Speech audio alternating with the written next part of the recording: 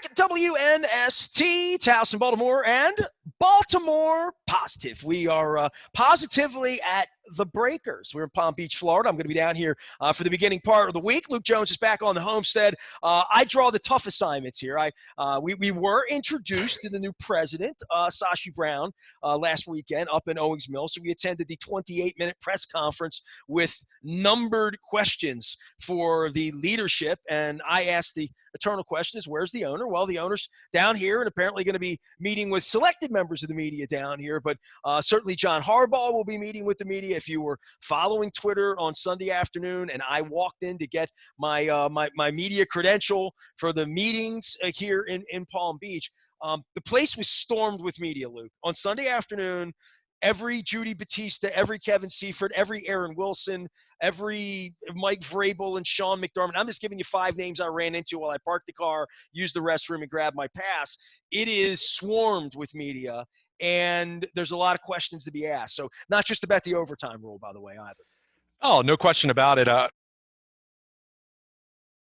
Returning more and more, so that's nice to see. I mean, owners meeting, not something that was on the radar from a media standpoint the last couple of years, other than, they were meeting remotely, be it video chatting and all that. So good to see that. But certainly, you mentioned Sashi Brown being introduced late last week in Owings Mills, but the big NFL story, other than overtime and things of that nature, as you mentioned, that are much more benign, certainly the Haslams and Deshaun Watson and the press conference in Cleveland, and the Haslams not being there in person, doing a video conference a couple hours later. But, it's kind of the central theme. And even though certainly when you talk about the Ravens with Steve Bisciotti, that was, by all accounts, should be a good news thing. I mean, Dick Cass, great career. He rides off into the sunset, new hire that, by all accounts, I think you should be excited about. You should be happy about.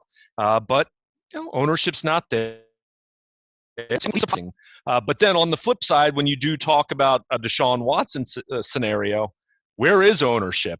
Because there's a case where questions very much need to be answered, and accountability is much different than just talking about, okay, your hiring process for a new team president. But, by and large, we've talked about this over the years, and it's not exclusive to the NFL, but when you talk about and cover the NFL for a living, there is that question of, why are the richest, most powerful people in the NFL often the ones that show the least bit of accountability? And, I think, in the case of Cleveland, not so much talking about the Ravens thing, but in Cleveland, the GM and the coach are answering questions, and ownership then is, they're kept at an arm's length, whether it's a video chat, whether it's a couple hours later, so they can kind of, read the temperature of the room, so to speak. But you look at that and say, who should be first and in the forefront in terms of accountability? And it should be ownership. But as we see in many cases across the board, and not just sports, we can kind of, that transcends life really. But you ask those questions, where are the most powerful people? And sometimes they're not there, and they leave others to take the proverbial bullets. Luke Jones is here. He will be there in Owings Mills. And certainly this week would have been opening day, right? So we're a couple days away on this. This gets pushed a little bit. Maybe the weather's a little bit better 2 weeks from now as we get ready for this. So there's a little bit maybe full focus on the league as we – look, I've been coming for 2 decades, right? I know what the media contingent looked like at the Biltmore 10 years ago, 15 years ago. I'm telling you, there's upwards of 500 or 600 media people looking like they're going to descend on this. And it's become one of those things that's larger than life for Dan Snyder, for every home market, for every Arthur Blank, and for the Gail Bensons that were in on Deshaun Watson and how they would be in on him, for the Cal McNairs, for all of these leaders that were involved in Colin Kaepernick, involved in all the money getting divvied up, involved in the decision-making that allowed Brian Flores to be ousted 30 miles from here down in Miami, and to be introduced on Sunday where Tomlin met the media at the front door and said, that's my guy. And there's just so many questions to be asked above and beyond CTE, Players Association, how they're divvying up the money, how I looked on my app when I saw all these committees. It used to be competition committee, television committee, now there's a gambling committee that 8 of the owners are in on. Like literally, there's a gambling committee now inside of what they're doing. So they're running book on their own thing right now. So there's just all of this going on.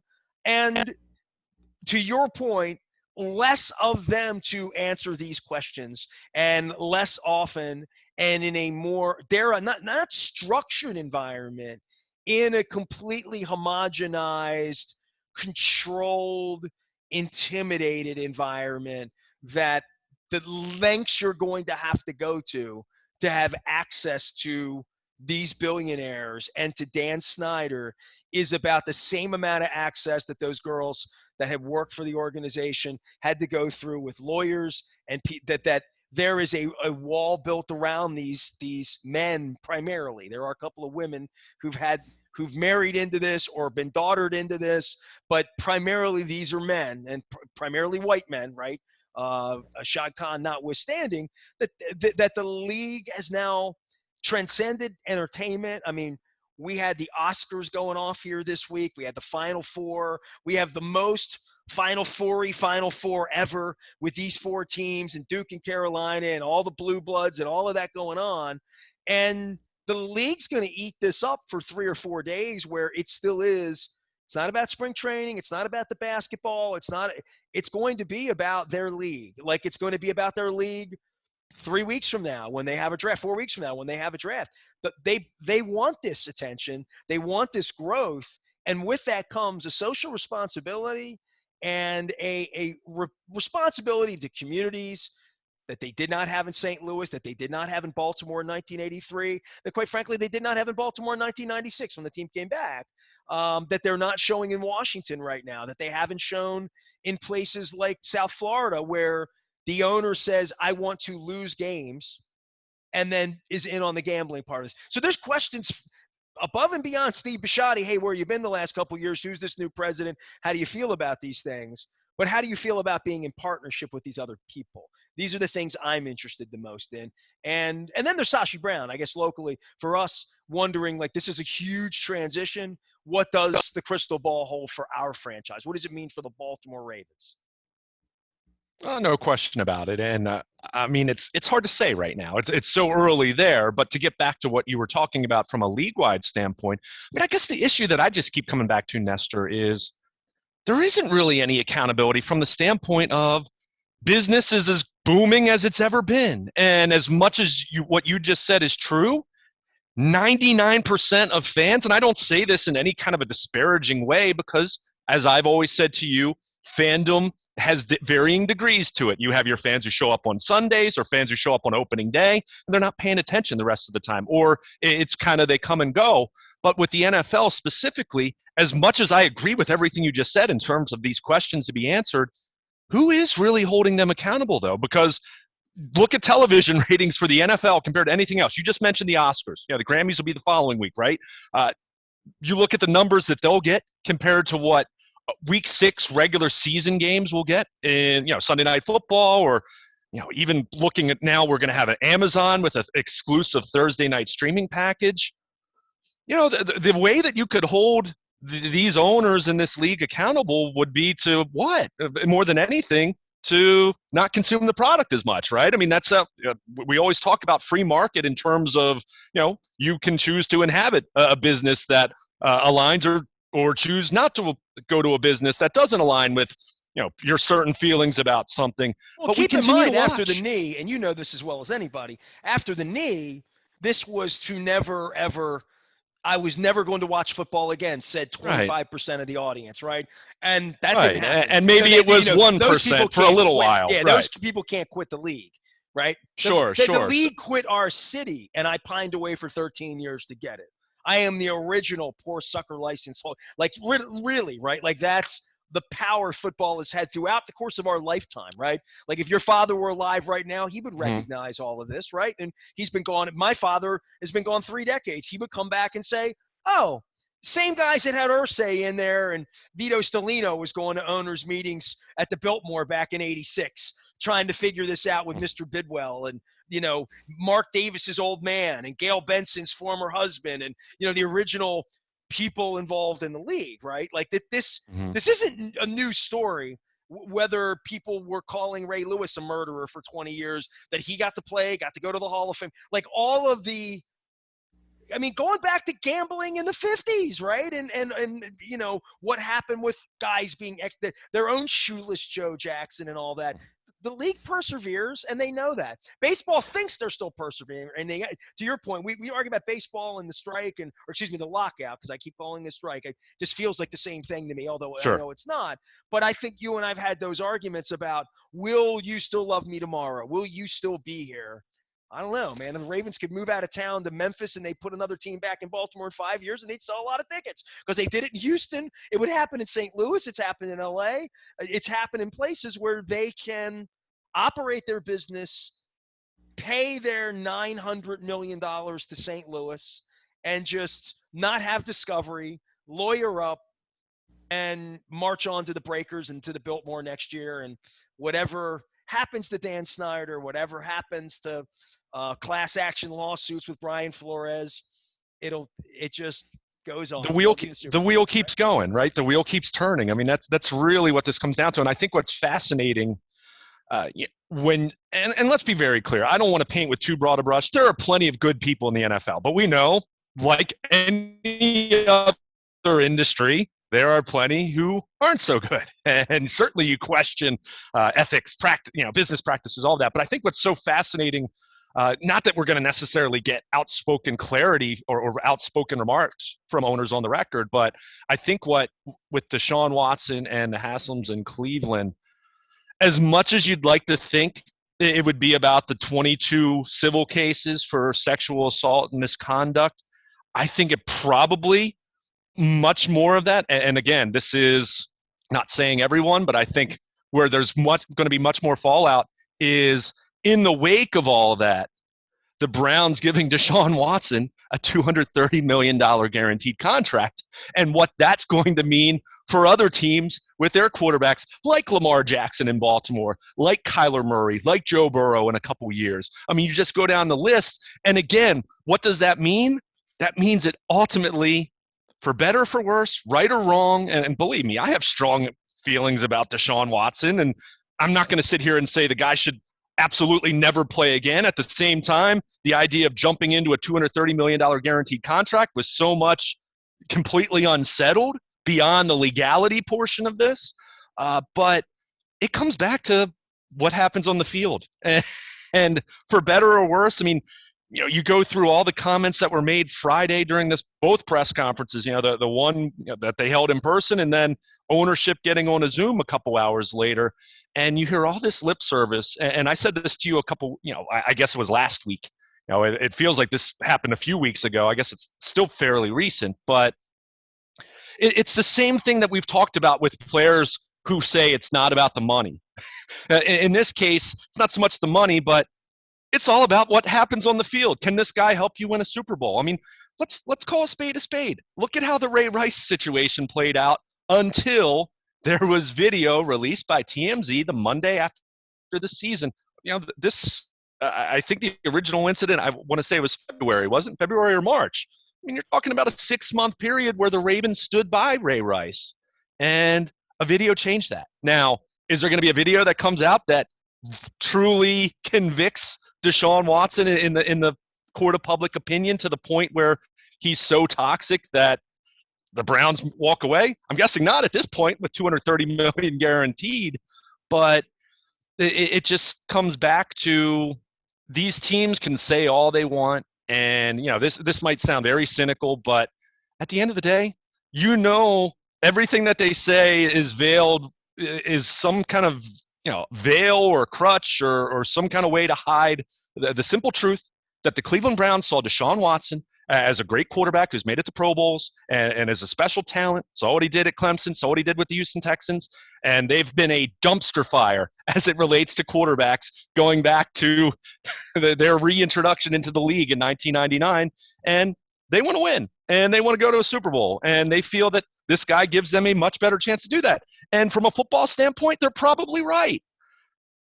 So does anything else matter at the end of the day for them? Probably not, despite what they'll try to tell you. And again, it sounds so cynical to say it, but at some point in time, you almost feel like it wouldn't be better, but there's a part of me that just it would almost be not refreshing is not the right word, but it would be a case where some team would just come out and say, you know what, we don't really care about the off-field stuff, and this guy's a great football player, and he's going to help us win, because that's really what their actions are. That's the message they're giving you right there. The actions speak far louder than the words, and you can talk about talking to your family members, or talking to your wife, or whatever in a case like this, but it comes down to this: if Deshaun Watson were a marginal fringe starting quarterback in this league, and you can use the Colin Kaepernick example if you want, if he were a player more of that ilk than a guy who'd been to 3 Pro Bowls already, he wouldn't have been signed. Certainly wouldn't have been signed getting guaranteed money, that's for sure. So ultimately, again, not Special saying it's rules right. for special people, right? Special rules, right? Rules for rules for thee, not for me. I mean, it's great to talk about character until you get a chance to make your football team much better. And this happens in the business world. This happens in other sports. It's not a football only thing. But when you're talking about something that is so incredibly powerful and influential in terms of its popularity, I mean, this is the most popular form of entertainment in our country right now. The numbers don't lie. It really it's that simple. And they don't take any kind of leadership when it comes to this. And it comes down to they clearly feel he's going to help them win, and he's going to help them make money, and for whatever hit they're going to take, and they will lose fans over this, but their thought is they look at this from a business standpoint and they say, you know what, if we win a Super Bowl, we'll probably net more fans in the long run, and some of those people will come back because, well, in some way, we kind of are suckers probably at the end of the day when it comes to this, when we talk about the league's transgressions and things that they don't do well and things they flat out do wrong and morally are wrong. But we watch every Sunday, and I don't know who's going to hold them accountable if the public just continues to watch and business continues to be lucrative. And that's just me saying how it is. And look, I love watching the NFL, but at the same time, I guess the only saving grace and the only way you kind of maybe can live with it a little bit is to say, well, I certainly don't view the league or look to the league for any kind of sense of my moral compass and how I view, what matters in life in terms of what's good and wholesome. I certainly wouldn't put the NFL anywhere near the top of that list. That's for sure. Luke Jones is here. He is all of it brought to you, of course, by our friends at Royal Farms, real fresh, real fast. And I wish I had some Royal Farms blend down here. Some early mornings, some late nights here at Palm Beach. We're having a little fun on the internet if you're watching. Look, Luke, take a break in the action here. I got to tell you that we have called an audible. As football season would have it, if baseball is going to play when they're going to play, I'm audibling. And I want to be clear. This is not an April Fool's joke, okay? This is something that's really happening. This Friday, we have moved the Crab Cake Tour. One time only, we're taking it down for a really, really cool event. I had Hugh Sisson on from Heavy Seas Brewery, and on Friday, they are having a collaboration to support Ukraine. The Pravda Brewery in Liev, Ukraine, has released a few of their recipes to the public, sparking an international movement to brew for Ukraine. So they're going to be brewing the Red Eyes American Red Ale. Am I making you thirsty? Checking this out a little bit, right? So this is going to be, they're going to be drafting and pulling this stuff down. I'm going to have the first glass. Hugh's meeting me over there, and I'm doing this in conjunction with our friends at Cooper's North, Slancha, and the Cooper's Chowhound. They're bringing their crab cake. So it's going to be an official crab cake tour. It's all presented by the Maryland Lottery. Let yourself play. Our friends at Goodwill Industries and Lisa Rosiniak, my guest this week, also involved in this. And I'm bringing some friends over to drink some beer. I think my wife might even take a half a day to come drink some red ale. So we're doing that on Friday. You'll be hearing me talk about it all week long with all the stuff we're doing around here, as well as some other things. Listen, all this aside with the owners' meetings and how upset the other owners are with guaranteed money, to the other side of this, which is baseball and getting going and March Madness, and you've been watching basketball all weekend long. I mentioned the Blue Bloods and all that.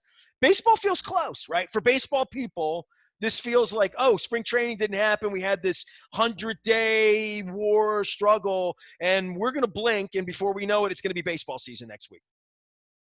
No question about it. And I mean, despite how it feels in Baltimore, which is, a few other markets, you could probably say it's similar. There's lots of optimism around the league. And as I kind of said to you, why I was so surprised that that they that they were able to rectify and end the lockout as quickly as they did, because they got to the point where they knew they were going to miss some games. I thought they were going to dig in, and instead they got a deal done. So that was good in the short term, even if necessarily the CBA doesn't fix some long-term issues, and we'll continue to talk about that. But I think by and large, the season gets pushed back a week. That happened in 1990. Does anyone ever talk about that now? I mean, they don't. I'm not going to sit here and say the lockout was good by any stretch of the imagination, but you are going to have baseball April 8th. Season opens up, I guess, April 7th technically.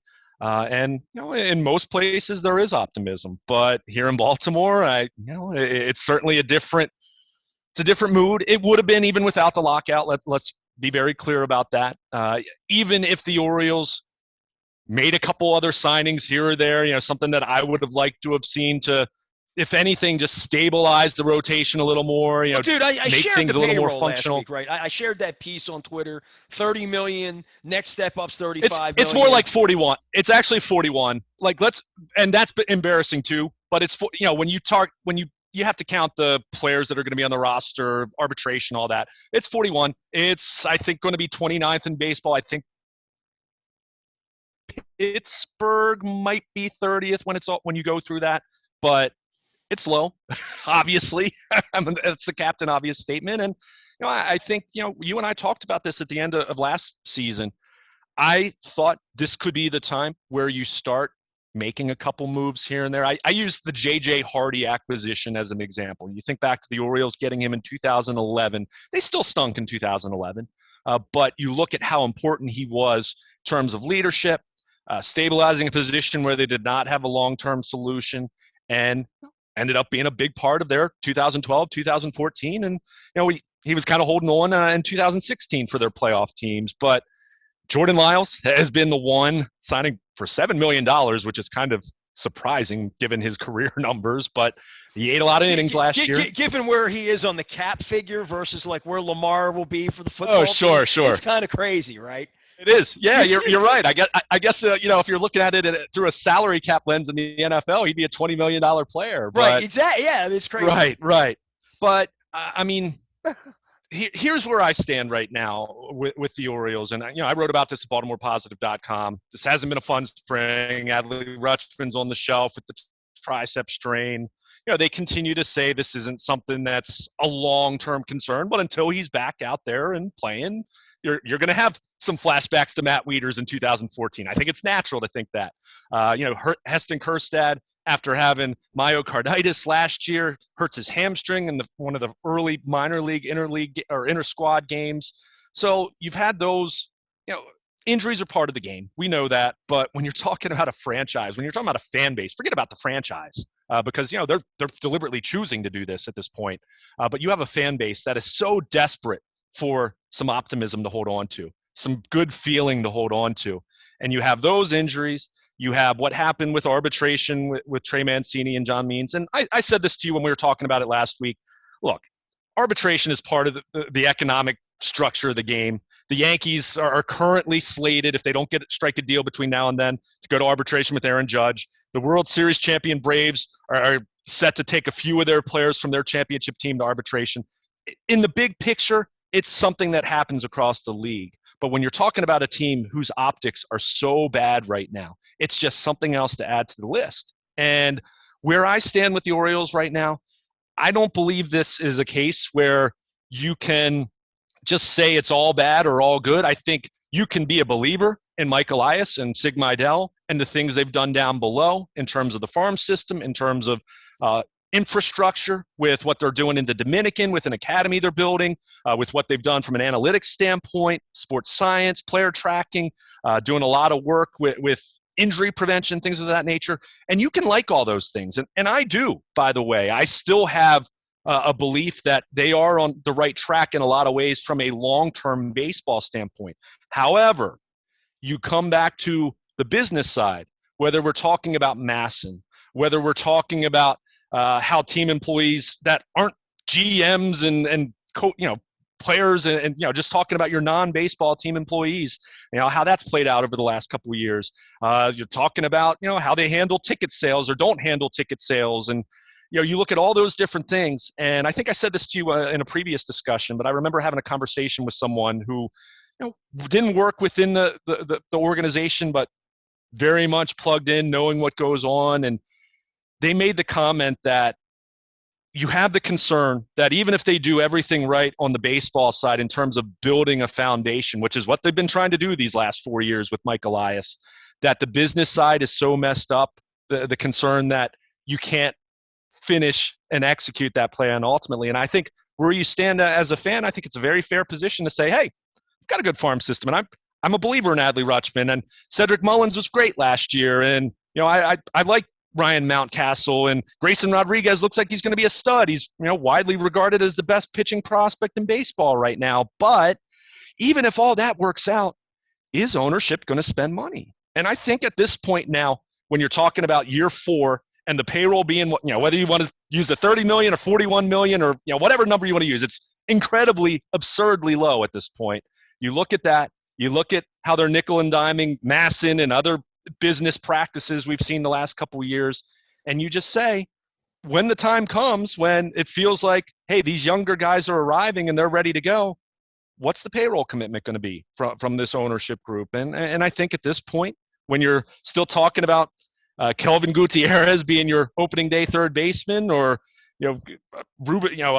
Jorge Mateo potentially being their opening day shortstop, I think 4 years into that feels, hey, you could probably be spending some money and being a little more aggressive at this point. And I said to you, even going back 2 or 3 years ago, I would have loved to have seen a more aggressive approach of, hey, sign some veteran players with the idea that you're going to flip them at the deadline. Well, that's how you get Correa, right? You get Correa by showing him maybe, or a player like that. So we're talking about this short track they've been on with baseball the last couple of weeks, and Barry Bloom came on. I've done great baseball conversations. I've had great football conversations the last couple of weeks, in addition to all the political and all the other Baltimore positive stuff I'm doing. But Barry Bloom said there was $2 billion spent in baseball before the lockout. $1 billion has been spent since the lockout ended across the sport, right? None of it spent by the Orioles, none of it. So literally that stands for what it stands for.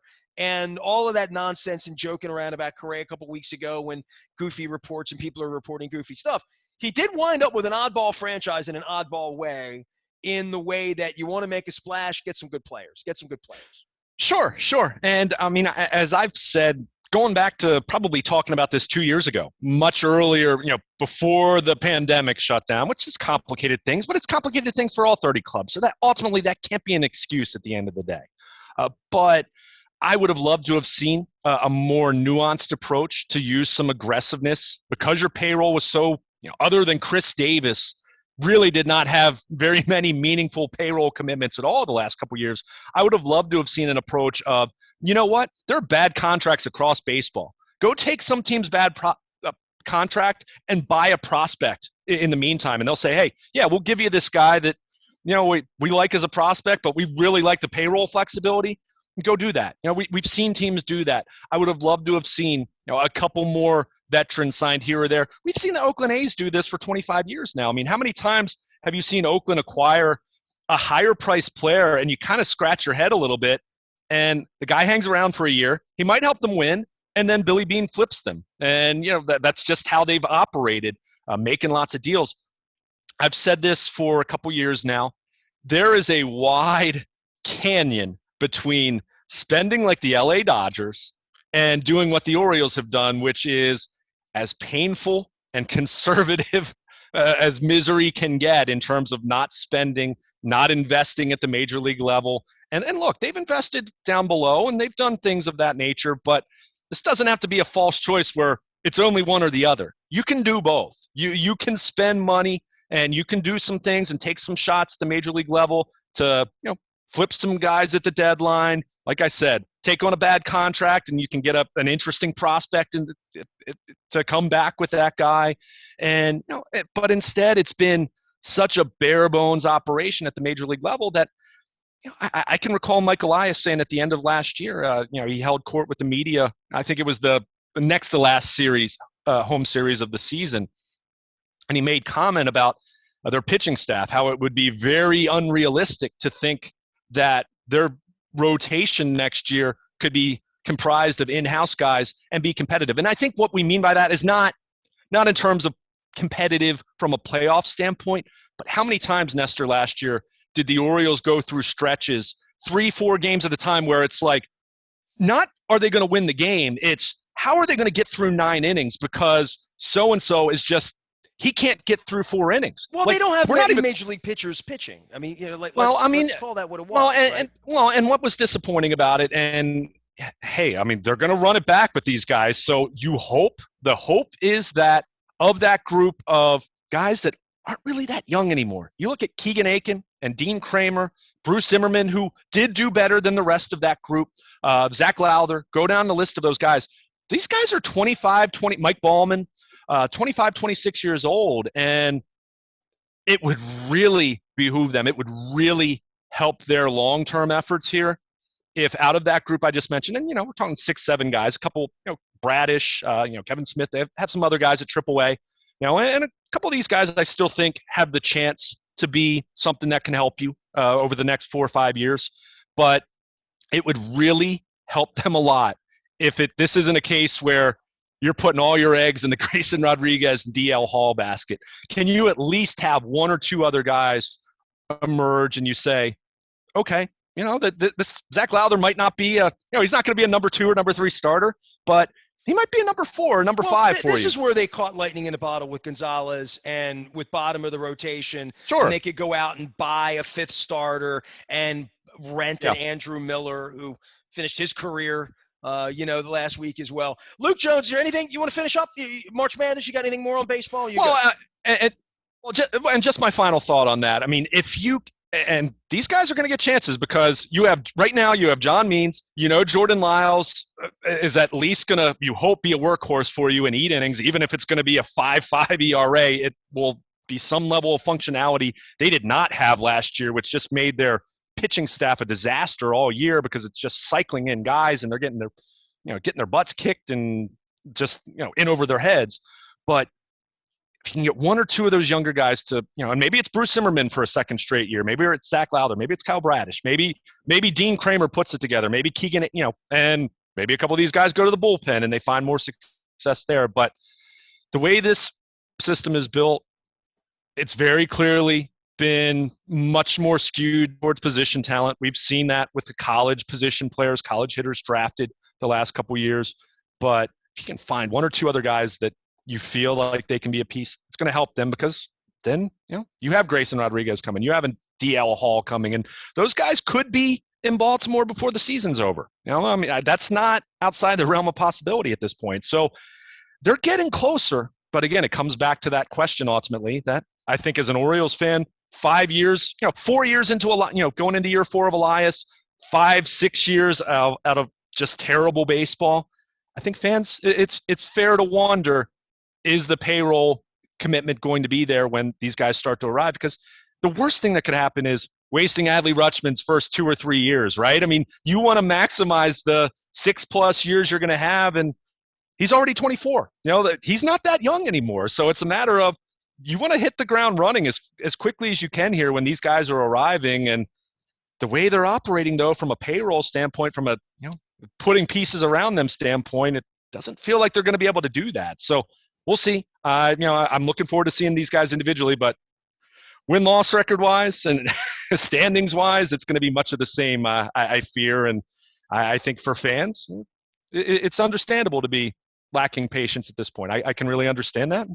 I understand skepticism on that side of things. I really do, because I have some skepticism as it relates to that. Well, after all these years, we should all be sure. skeptical Absolutely. enough to be asking questions. I'm skeptical enough in regard to the Ravens to be here in Palm Beach asking questions. Luke Jones is around. I'm around. I'll be around all week. We're going to be doing this special event with our friends at Heavy Seas and Hugh Sisson and my friend Patrick Russell and the Cooper's folks. We're going to be doing that over at Heavy Seas on Friday, and that is no April Fool's joke. Hope to see everybody over there. It's all brought to you by the Maryland Lottery and our friends at Goodwill Industries. I am Nestor. He is Luke. We are WNST, AM 1570. Towson, Baltimore, from Palm Beach back to Baltimore. We never stop talking Baltimore positive.